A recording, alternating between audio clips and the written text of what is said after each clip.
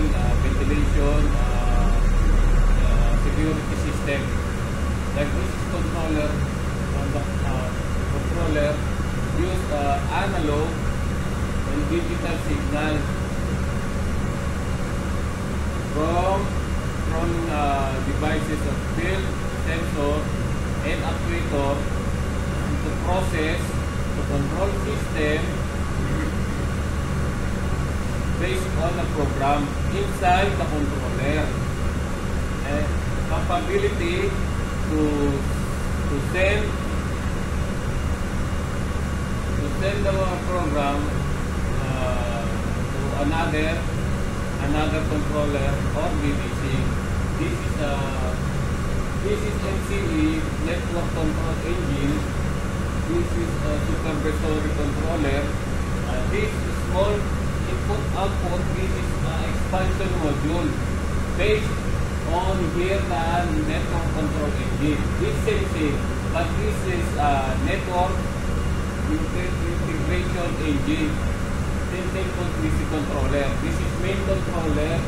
This is expansion module based on here the controller. Okay. This controller we have input, analog input and digital input, binary input, and analog output. This analog output, this output to give 0 to 10 volts from devices to the DC from devices.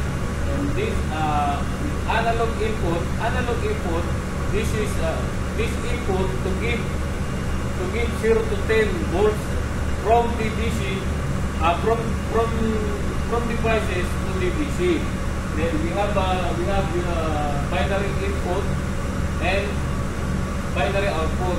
Binary output to give control command of the field devices from here to the DC. Binary input to give signal status to the DC from field devices. This is control panel.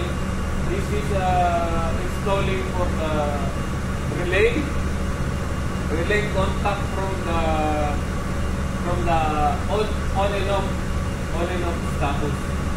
So command on and off. This power of the we have power of the fuse, power give to power of this controller.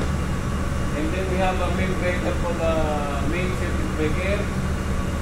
Use all the power to give supply from the fuse, and then also this transformer network, build network controller data. That's one.